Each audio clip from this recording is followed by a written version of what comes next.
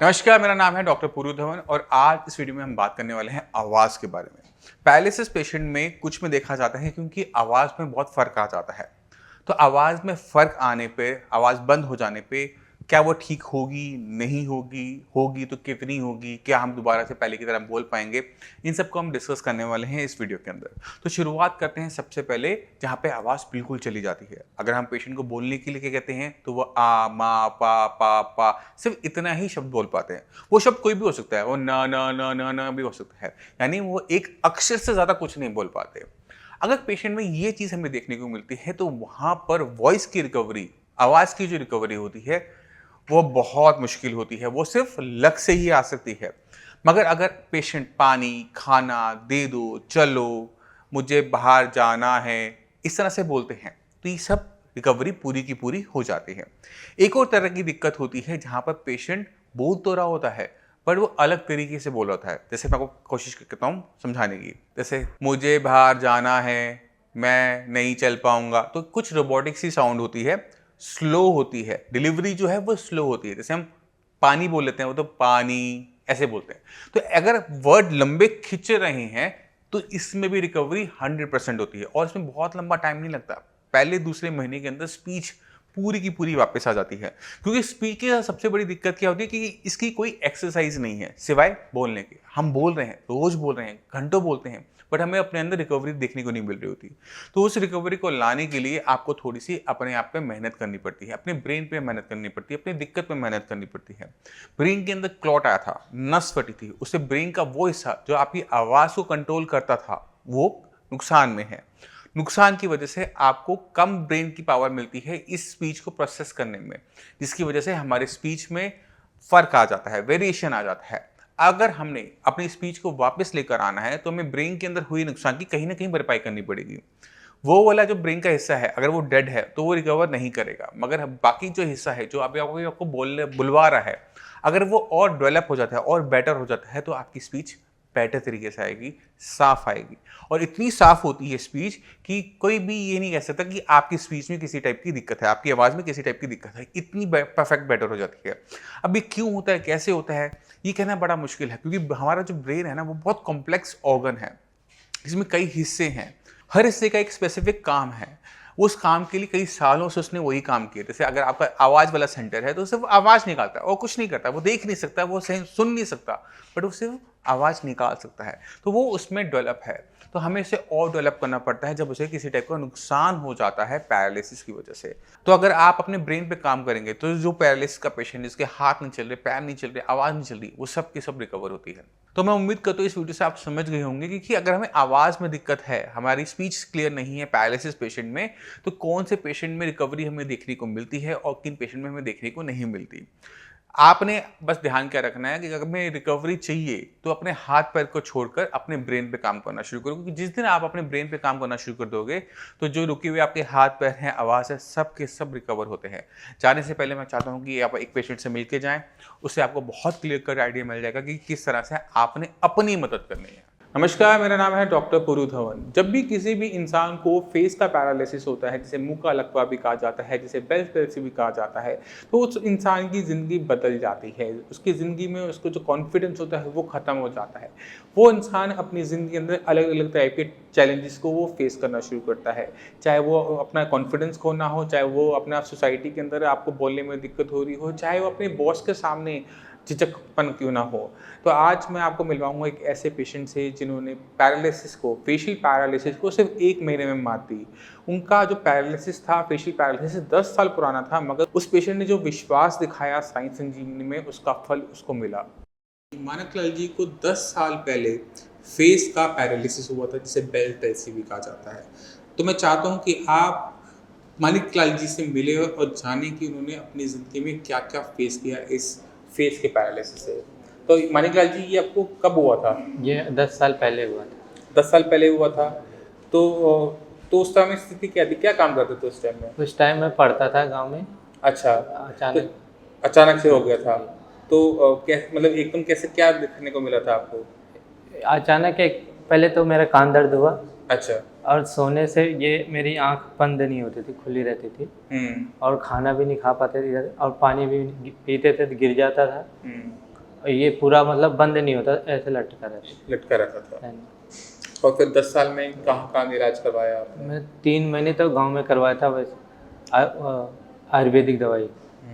फिर अंग्रेजी वाली 2 महीने करवाया था, जिसमें 2 महीने फिजियोथेरेपी भी करवाई थी। फिर उसके बाद यहाँ आ गए दिल्ली में। अच्छा, तो दिल्ली आके कोई इलाज नहीं लिया? नहीं, यहाँ पे लिया था, 3-4 महीने करवाया था बैच।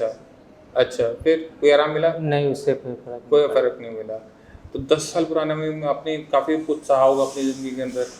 तो जब फेस का अक्सर लगता होता है तो ज़िंदगी में बहुत कुछ ऐसा होता है जो आपको शर्मिंदगी में महसूस करनी पड़ती है। तो क्या से मतलब क्या ज़िंदगी बदल गई थी उसके बाद? उस टाइम से मैं सबके साथ हंस बोल नहीं पाता था। अच्छा। सबके बीच में खड़े होके फिर वहाँ से अलग चले जाते थे। जहाँ 10 आदमी इकट्ठा होते वहाँ से अलग ही चले जाते, क्योंकि हंसने से ना मेरी ये आँखें बंद हो जाती। अच्छा। हंसने से, उसके पहले नहीं बंद। तो लोगों ने कुछ कहा भी?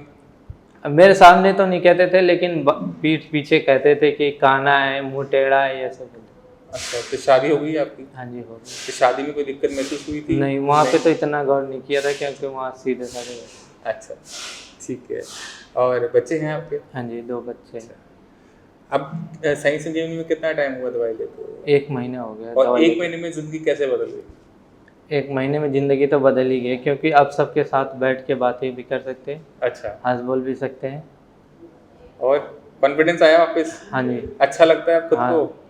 1 अच्छा महीने के अंदर जो 10 साल पुराना लकवा था वो खत्म हो गया। हाँ जी। तो आप कॉन्फिडेंस फील करते हो? हाँ जी, कॉन्फिडेंस फील करता हूँ जब तो यहाँ दवाई लेने। काम में क्या बदलाव हुआ? काम में कोई बदलाव आया?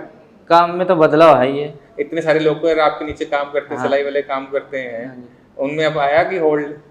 उन्हें तो अभी पता नहीं है, क्योंकि वो भी बोल नहीं पाते कि दवाई ला रहे हो कि नहीं, लेकिन फर्क है उनको भी दिख रहा है। हाँ, दिख रहा है उनको।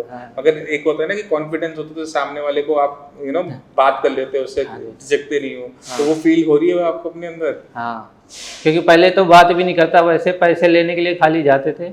अच्छा। मालिक से बात भी नहीं करते, वैसे ही बात हो जाती है आपको। अच्छा। हाँ। अब अपनी बात सामने रखने में दिक्कत नहीं होती होगी। अब मालिक को भी कह सकते हो? पहले मालिक से फेस टू फेस नहीं बात करते थे। अच्छा। एक तरफ जाके जब भी बोलते थे। अच्छा। क्योंकि वो समझ ही नहीं पाते थे। अच्छा, तो आवाज भी तो साफ, आवाज तो साफ थी? साफ, हाँ, इतना नहीं साफ थी कि 1-2 बारी जरूर बोलना पड़ता है किसी बात को। अब तो नहीं है ऐसी दिक्कत? तो 1 महीने में आवाज भी सुधर गई और फेस भी सीधा हो गया सारा का सारा। ठीक है। तो बाकी जो आपके जैसे भाई बहन होते हैं जो दुनिया के दूसरे कोनों में बैठे हुए हैं, उनको कुछ कहना चाहोगे? मैं तो यही कहूँगा कि ज़िंदगी जैसे परेशान होके अगर परेशान है तो यहाँ से दवाई लें या ठीक। अच्छा, परहेज क्या कह दिया आपने? परहेज तो काफ़ी है। बता दो, कोई बात नहीं, जितना परहेज है सारा बता दो। ये खट्टाई अचार, और ये खट्टाई अचार, मिठाइयाँ भी है। अच्छा। मिठाई, अरहर की दाल, चावल, टमाटर, ढेर सारे। एक बार ना फेस अपना आई ऊपर करो, दूसरी भी करने की कोशिश करो, हंसो। अच्छा, और एक बार ऐसे भौं ऊपर चढ़ाओ दोबारा से। ठीक है, एक बार मुंह टेढ़ा करो, इस तरफ उस तरफ करो। हाँ, ठीक है। और पानी पीने में दिक्कत तो नहीं? अब पानी पीने में नहीं दिक्कत है। खाना खाने में कोई दिक्कत होती है? अब नहीं दिक्कत। पहले तो इधर से खा नहीं पाते थे, इधर खाते थे फंस जाता था। और क्या दिक्कत महसूस कर रहे थे उस टाइम में? उस टाइम तो पहले तो सबसे ज़्यादा दिक्कत थी, ये आंख बंद नहीं होती थी, सोने से पानी निकलता था, जैसे सो जाते हैं ना पानी निकलता रहता था। लेकिन अब नहीं। अच्छा, तो आपने अंग्रेजी जब इलाज करवाया था तो डॉक्टर ने क्या बोला था, क्या हुआ था? वहाँ पे बोला कुछ नहीं था, खाली वो दवाई लिखे थे। अच्छा। हाँ, दवाई लिखे थे और फिजियोथेरेपी कराने के लिए लिखे थे। कितना टाइम चला? 3 महीने चला। 3 महीने में 3% का भी आराम आया? नहीं आया। जो वैजी याद है, वैजी ने क्या दिया था? वैजी पाउडर देते सफ़ेद, उसमें कुछ था नहीं, दिखा नहीं। दिखा नहीं? क्या कहते थे कि अब कब तक ठीक हो जाएगा? वो तो खाली यही बोलते थे, हाँ फर्क पड़ रहा है। 3-4 महीने खाया था दवाई और आराम नहीं आ रहा था? नहीं। चलो, बच्चे कुछ कहते हैं आपकी जिंदगी में? बच्चे हैं आपके? हाँ, बच्चे क्या बोलते हैं? पापा ठीक हो गए, कुछ बोलते हैं? तो वो हाँ बोलते हैं कि पहले से फर्क है। पहले से फर्क। और वाइफ क्या बोलती है? वो भी बोल रहे थे कि हाँ कल दवाई लाना, वहाँ से आराम मिल जाए। अच्छा, फेशियल पैरालिसिस एक ऐसी दिक्कत है जो ज़्यादातर केसेस में अपने आप ठीक होने वाली मानी जाती है, सेल्फ लिमिटिंग आ जाता है और ऐसा होता भी है। 98% केसेस के अंदर ये अपने आप 1 महीने के अंदर ठीक हो जाता है, मगर ऐसे 2% लोग होते हैं जिनके अंदर ये परमानेंट तरीके से होता है और उसी का एक एग्जाम्पल है मानिक लाल जी। 10 साल हो गए और जो चीज़ आपके 1 महीने में ठीक हो जानी चाहिए थी वो 10 साल उन्होंने सहा है और 10 साल ना सिर्फ उन्होंने अपने फेशियल पैरालिसिस को सहा बट उसकी वजह से जो उनको लो कॉन्फिडेंस की दिक्कत जो आने लगी थी वो भी उन्होंने सही। तो एक बीमारी जो आपकी फेस पर हो और उसका असर आपकी मेंटल स्टेटस पे आना शुरू हो जाए तो वो एक बहुत बड़ी दिक्कत बननी शुरू हो जाती है। तो फेशियल पैरालिसिस पेशेंट को मेरी यही एडवाइस है कि कभी भी आप हार ना माने, सही तरीके से सही ट्रीटमेंट चलने में पेशेंट को बिल्कुल आराम मिलता है और उसका जीता जाता सबूत है मानिक लाल जी।